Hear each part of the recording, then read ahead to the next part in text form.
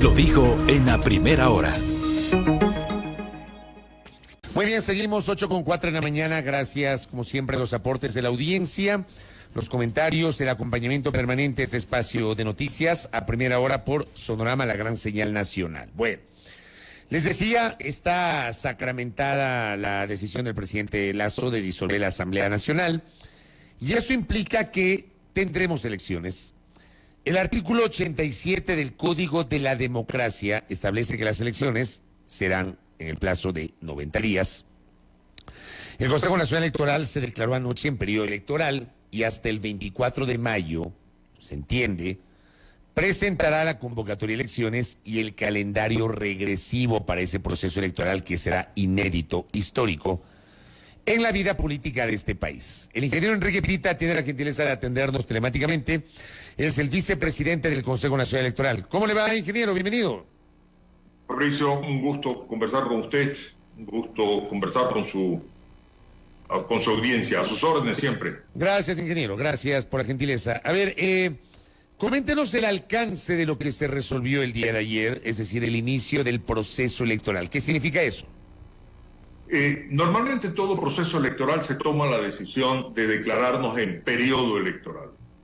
El periodo electoral es una forma de señalar que a partir de esta fecha, hasta que se concluyan con los resultados, el Consejo Nacional Electoral se convierte en la máxima autoridad en respecto a estos asuntos de carácter electoral.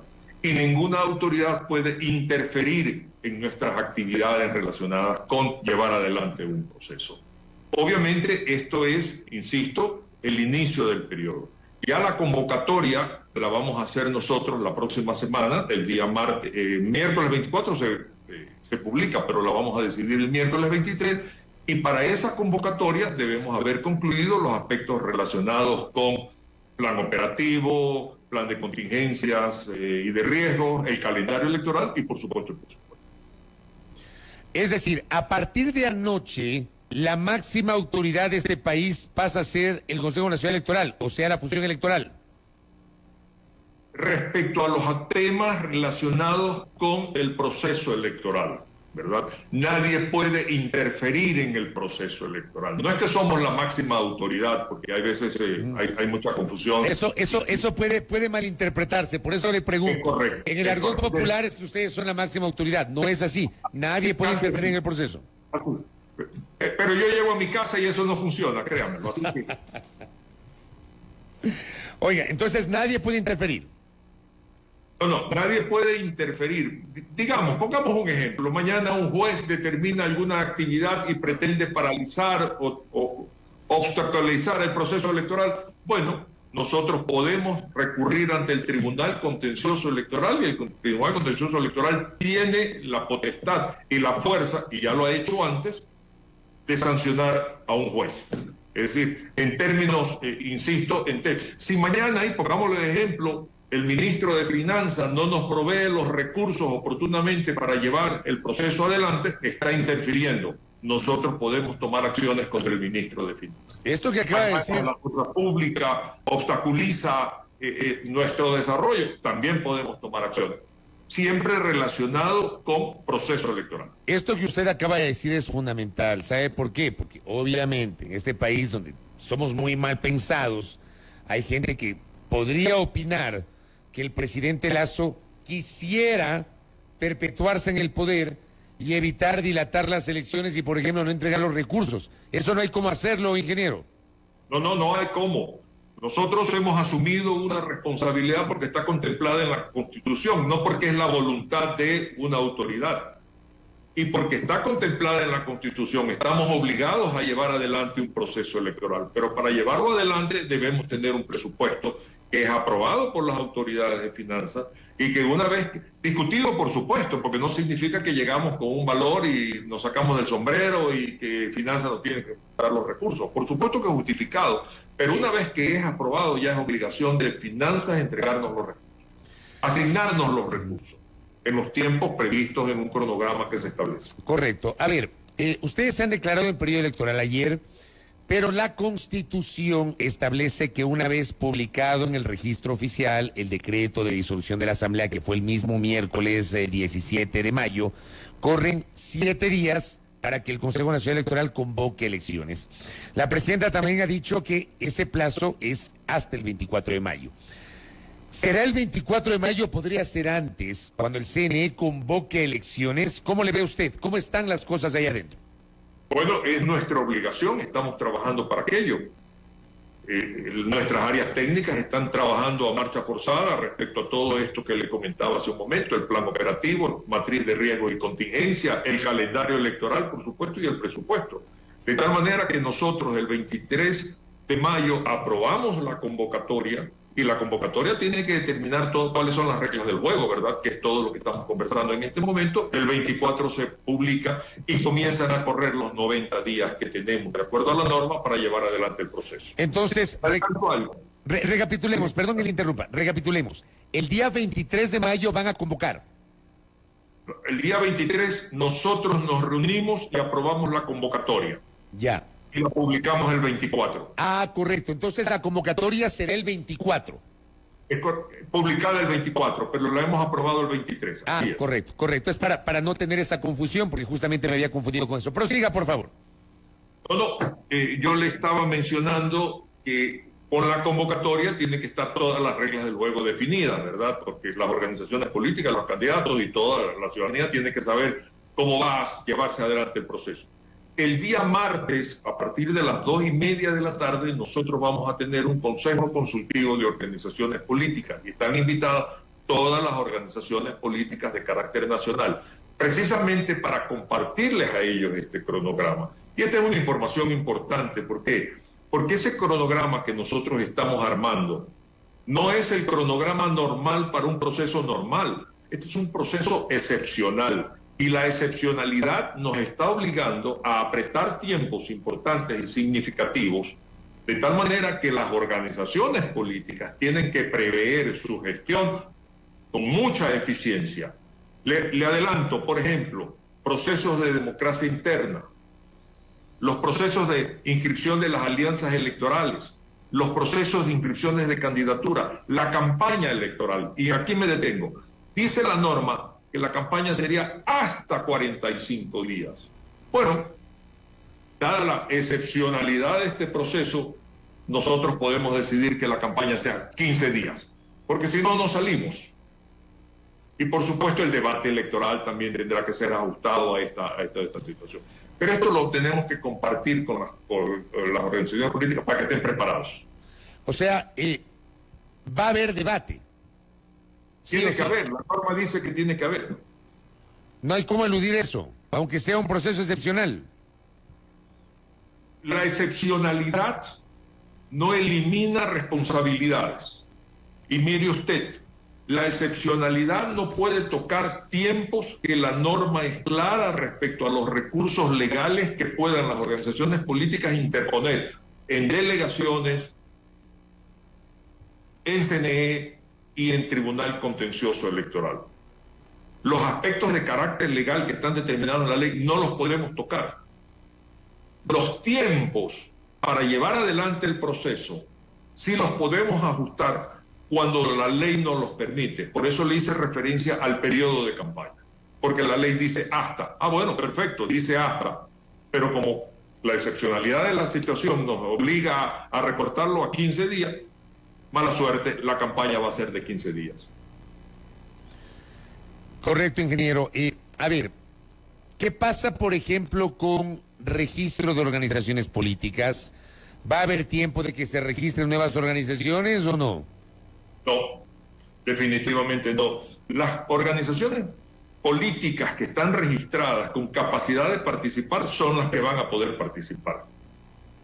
Se va a mantener, y esto me estoy adelantando, pero creo que es lo que procede, se van a mantener las resoluciones respecto a alianzas electorales y las ventajas que se daba en relación a mejorar el fondo de promoción electoral, asegurar una mejor oportunidad de sostenerse activo sobre la base de los resultados electorales en grupo y las candidaturas obtenidas, etcétera. Eso se va a mantener promoviendo siempre las alianzas, ¿verdad?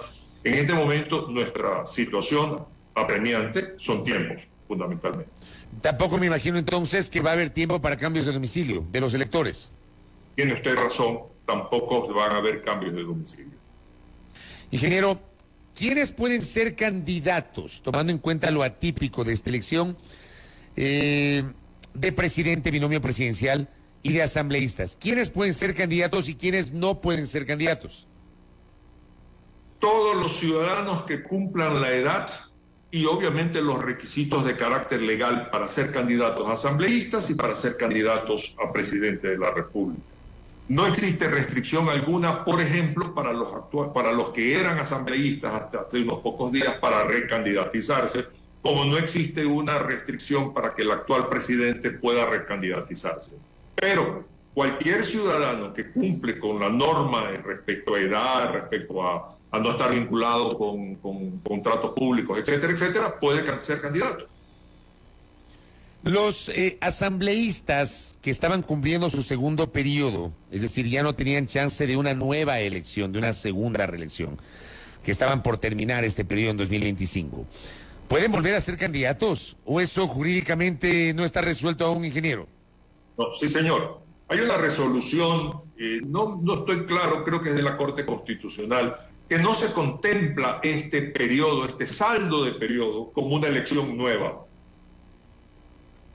No se contempla como una reelección, por ejemplo. No porque alguien mañana se candidatice a presidente de la República y diga, no, ya cumpliste un periodo, ya perdiste la oportunidad de otro periodo adicional si eres elegido. No. En este momento, los asambleístas que estuvieron en funciones pueden candidatizarse para cumplir con el saldo del tiempo. Y ahí sí, obviamente, ya han cumplido con su segundo periodo para una próxima. Pero para este no se aplica. Debo confesarle que estoy dándole mi opinión. No es una decisión formal institucional. Ya, pero eso se va a traducir en el reglamento, me imagino, lo que usted está diciendo, si es que finalmente aprueba el Pleno. Bueno, si nosotros miramos el hecho de que no se computa como para una reelección, ¿verdad? Obviamente, si tal es la situación, no vamos tampoco a aplicarle como que no puede ser candidato porque ya él había sido su último periodo, ya había completado su tiempo. Esta es una situación excepcional y es para el saldo de un periodo. Pero digo, bajo esa misma lógica, por ejemplo, si hay candidatos nuevos que por primera vez participan en una elección y ganan esta elección, les quedaría 2 elecciones más, porque no contaría esta, ¿verdad? Bajo esa misma lógica. Ellos quedan vírgenes para seguir caminando, claro, en su carrera política. ¿Qué pasa con las organizaciones políticas que tenían tarjeta amarilla? ¿Ya? Y que si no completan el mínimo de votos en la siguiente elección pluripersonal, podrían ser eliminadas del registro electoral. Debo confesarle que vuelvo a repetir que es mi opinión personal, porque no son decisiones que hayamos tomado todavía, por lo tanto yo mantengo el hecho que la excepcionalidad de este proceso implica que estos asuntos respecto a los cuales estamos conversando no se contemplan. ¿Qué significa? Que si una organización política no obtiene en esta elección pequeña el porcentaje, no debería computársele para efecto de que la tarjeta amarilla al convertirla en roja. Estoy seguro que estas cosas van a ser ampliamente discutidas con el Consejo Consultivo de las Organizaciones Políticas, porque esta inquietud es suya y estas opiniones mías obviamente tienen que ser esclarecidas antes de la convocatoria. Y hay otra pregunta que es, digamos, también materia de inquietud. ¿Qué pasa con la paridad? O sea, la obligación de que los binomios sean paritarios, hombre-mujer o mujer-hombre, que iba a ser obligatoria para las elecciones de 2025.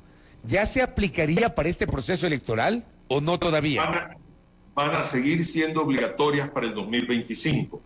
Volvemos a la excepcionalidad, que es la continuidad de un proceso y las reglas del juego se mantienen respecto al proceso original. No se aplicaría en este caso. Entonces, para esta elección sí podría haber un binomio de 2 hombres o de 2 mujeres, no necesariamente de hombre, mujer, mujer, hombre, porque no lo obliga la norma.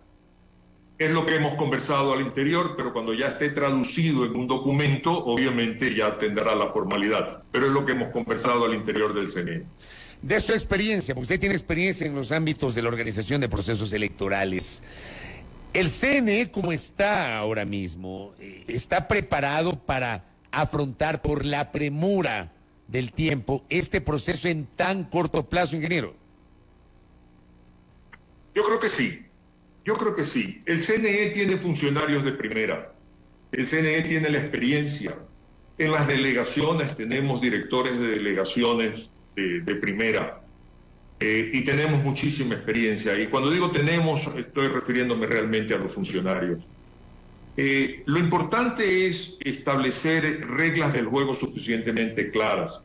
Lo importante es que como Consejo Nacional Electoral nosotros cuidemos muchísimo, muchísimo de que no exista en ningún caso, la oportunidad de que algún funcionario o algún grupo de funcionarios en alguna delegación se sientan que tienen independencia porque están apadrinados por algún consejero o porque se sienten que por su experiencia pueden tomar decisiones que están al filo de la ley.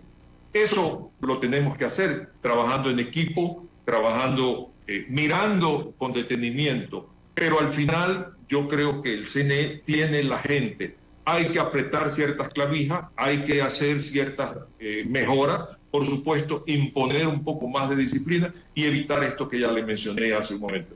Que no exista la posibilidad de que nadie crea que es omnívodo y que controla áreas y que controla espacios de poder, que controla metros cuadrados, y porque eso puede llevar a equivocaciones, puede equivocar errores. Necesitamos controlarnos unos a otros en todos los aspectos. Ingeniero, ¿hay saldos pendientes de la elección de febrero, por ejemplo, el tema de pauta publicitaria o el pago a los miembros de las juntas receptoras del voto o a proveedores? ¿Ya se subsanó eso o todavía no? Entiendo que sí. Hace pocos días veía yo que en Guayaquil hubo una concentración de muchachos que estaban reclamando su pago. Pregunté, me dijeron que andan alrededor del 80% que han pagado. La verdad es que eran más de 13.000 personas que habían sido contratadas. Entiendo que hay medios que se quejan de que todavía no se les pagan, incluso de procesos antiguos. Pero estas son situaciones que lamentablemente el Consejo Nacional Electoral se ve enfrentada, es porque los recursos no son entregados por parte de Finanzas. Nosotros entregamos los justificativos a Finanzas, Finanzas tiene que proveer los recursos. En este caso, las pautas publicitarias. Los medios nos entregan la documentación, se califica, se aprueba, se envía la nota al Ministerio de Finanzas y el Ministerio de Finanzas es el que tiene que acreditar. Bueno, en el caso de los salarios o de los pagos o emolumentos de los funcionarios, obviamente también nos tienen que acreditar los recursos para nosotros poder disponer de ellos. Es más, ni siquiera nosotros proveemos los recursos. Muchas veces el Estado es el que va asignando directamente a cada chico a su cuenta corriente, a donde registró su pago, que también esa es una situación que a veces complica esta cancelación. Ingeniero Pita, la presidenta del CNE, Diana Tamaínd, el día de ayer hizo una aproximación de posibles fechas para el desarrollo del proceso electoral que se avecina. ¿Hay consenso en el CNE sobre esas fechas? Sí, señor. Hay consenso. Podríamos discrepar con un día, 2 días más, un día, 2 días menos. Es más, ha habido mucha comunicación fluida con los jueces del Tribunal Contencioso Electoral, porque la decisión es apretar tiempos por la excepcionalidad del evento, pero lo que no se puede atacar son los tiempos que la norma, que la ley le da, los derechos adquiridos de las organizaciones políticas respecto a presentar sus recursos ante delegaciones, Consejo Nacional Electoral y obviamente Tribunal Contencioso Electoral. Eso no se puede apretar. Lo que tenemos que convenir es la respuesta rápida para efectos de resolver todas las situaciones y que los candidatos en su momento pues queden habilitados y no haya ningún problema de última hora de algún candidato que se le sigue imponiendo alguna acción que no permita calificar. Hablamos entonces 20 de agosto, primera vuelta y elección de asambleístas, y si hay segunda vuelta el 15 de octubre. 45 días después, dice la norma. ¿Por qué el 23 de julio? Y esta pregunta se ha hecho mucha gente y me la hago yo también, y quisiera que nos ilustre. ¿Por qué la consulta del Yasuní se daría el 23 de julio? ¿Por qué no unificarla con la elección de presidente y de asambleístas el 20 de agosto? Porque es mi cumpleaños. ¿Cuándo es su cumpleaños? ¿El 23 de julio o el 20 de agosto? Es una broma. Porque son los tiempos. Lamentablemente son los tiempos. Porque mire usted, Yasunidos, nosotros teníamos 15 días para organizar, fue hasta mayo 24 y 60 días a partir de mayo para hacer el proceso, julio 23. No hay manera de evitarlo, es la ley. Vamos a tener dos procesos casi con un mes de diferencia, julio 23 y el siguiente que es el 20 de agosto. Y son eventos nacionales y nos estamos concentrando en este caso la elección de Calacalí y la de Chocó Andino, que está también paralizada por efecto de una información que necesitamos todavía que nos la provee el municipio. Pero la de Calacalí también va a ser en agosto, pues. Bueno, pero esa es una pequeña que sí, también más focalizada, pero también va a tener que ser. Acá me escriben y me dicen, gracias al doctor Daniel González, que me escribe desde Loja, me dice, por seguridad jurídica, artículo 82 de la Constitución, el CNE, todas las dudas que tienen deben dejarlas definidas en el reglamento especial de las elecciones 2023. Caso contrario, será un problema en cada provincia al momento de interpretar y aplicar. Por eso la importancia del reglamento, ingeniero. Tiene razón, así es. Por eso digo, yo lo llamo reglas del juego. En el momento de la convocatoria ya tiene usted que saber que cuando convoca las organizaciones políticas ya tienen que tener claro cuáles son sus periodos de inscripción, y en la normativa que se emite al respecto, cuáles son los periodos y cómo van a ser los procesos de democracia interna, cómo se van a llevar a cabo. Mire usted, en una reunión que hemos tenido, uno de los problemas que atrasan la inscripción de candidatura son los procesos de democracia interna, que no son tan formales por parte de las organizaciones políticas. Eligen candidatos al apuro y más tarde los cambian. Y cuando los cambian, no cumplen la paridad que ya está establecida en cuanto a porcentaje de mujeres y porcentaje de hombres. Entonces se dificulta su inscripción de candidatura y muchas veces en el último proceso muchos se quedaron afuera por dejar las cosas a última hora. Todo esto tiene que ser previsto. Uno es la norma, pero las organizaciones políticas tienen que trabajar fuertemente en capacitarse para poder trabajar también dentro de esta excepcionalidad con eficiencia. Oiga, pero en cambio Daniel González discrepa con su visión sobre el tema de la paridad, porque me dice, el tema de la paridad del binomio, la reforma al Código de la Democracia no establece la fecha de elección de aplicación, dice elección subsiguiente, por lo tanto aplicaría para esta, ingeniero. Es una interpretación. Nosotros lo hemos conversado y lo estamos interpretando diferente. Ingeniero Pita, en el Consejo de Participación Ciudadana y Control Social se está llevando adelante un proceso para la renovación parcial del Consejo Nacional Electoral y el Tribunal Contencioso Electoral. Al entrar en periodo electoral, ¿ese proceso queda suspendido o se lo puede seguir llevando adelante? Mi opinión es que puede seguir adelante. Cuando nosotros entramos a periodo electoral y decimos somos la máxima autoridad, lo hemos mencionado, es en relación a temas relacionados con la organización del proceso electoral.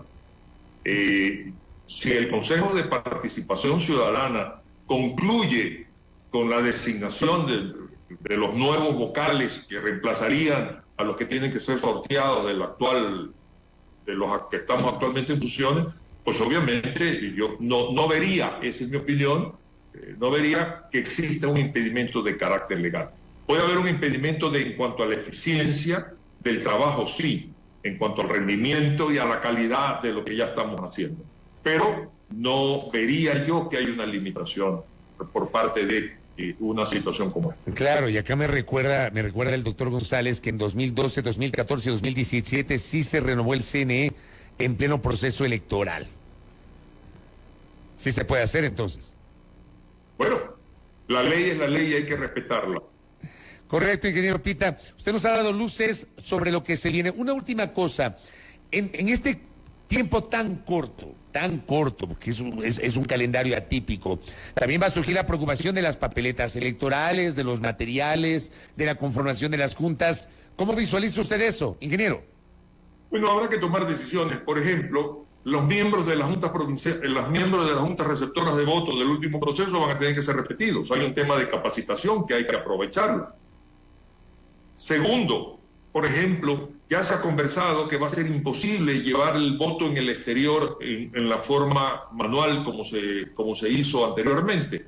Tuvimos un ejercicio de hacer voto telemático muy importante ahora en el último proceso, con un resultado muy bueno. El porcentaje de ecuatorianos que se inscribió y participó realmente rompió los pronósticos, o rompió las estadísticas más que los pronósticos.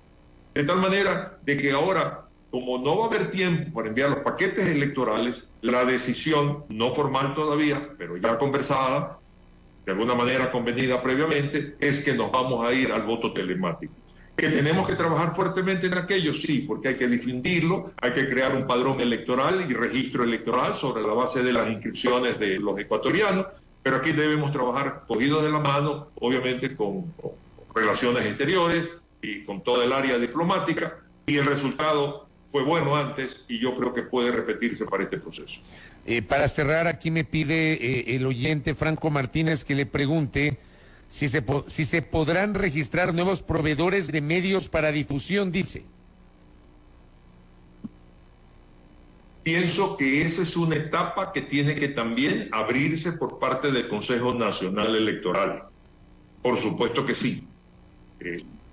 Vuelvo a insistir en algo que vengo diciendo en esta conversación mucho rato. En mi opinión, no encuentro razón para que no y marginar alguna medio que quiera participar. Que posiblemente va a ser también un proceso express, va a ser un proceso express. Por lo tanto, tendrá que abrirse.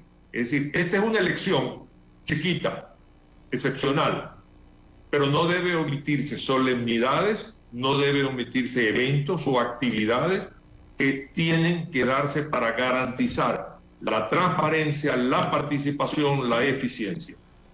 Ingeniero, y una cosa más que se me estaba pasando. A ver, vamos a tener el mismo día la elección de binomio presidencial y asambleístas. Imaginemos que hay una segunda vuelta electoral, pero evidentemente primero serán programados los resultados de la elección de asambleístas. Eso querría decir que los legisladores, que la nueva asamblea entrará en funciones antes que el nuevo binomio presidencial. Es una buena pregunta porque vuelvo a repetir lo atípico de esta situación y cómo el legislador, cuando dijo en caso de tal situación muerte cruzada y no se preocupó de complementarla con ¿Cómo hacerlo? ¿Cómo hacerlo? ¿Cómo hacerlo? ¿Verdad? Simplemente estaban hagámoslo en 60 días, hagámoslo en 60 días, que sean 15 días, que sean 15 días, muy felices, ¿verdad? Pero al final del día, pues hoy día es cuando se presenta esta situación. Esto es un tema también que tiene que ser mirado con detenimiento, porque efectivamente no hay una fecha de posesión del presidente de la República, y para que el presidente se posesione tiene que haber una asamblea, porque el presidente se va a posesionar ante esa asamblea.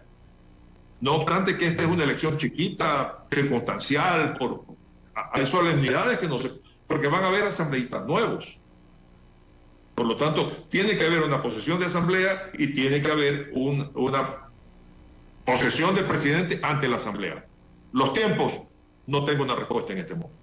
Correcto. Estaremos expectantes del día 23, que ya se presente el cronograma y se convoque elecciones, y el 24 ya esté publicado esto.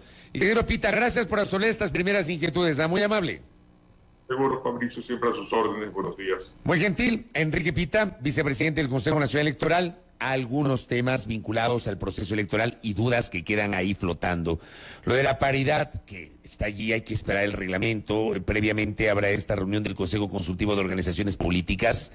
Hay una interpretación de Enrique Pita que dice que no aplicaría en esta elección si no era de 2025, pero por ejemplo Daniel González, igual Soledad Montero que nos escribió, dicen que ya tiene que aplicarse en este proceso electoral. Eso seguramente será resuelto la próxima semana. Expectantes de aquello. 8:34 en la primera hora. Primera plana. Todas las noticias, todas las voces.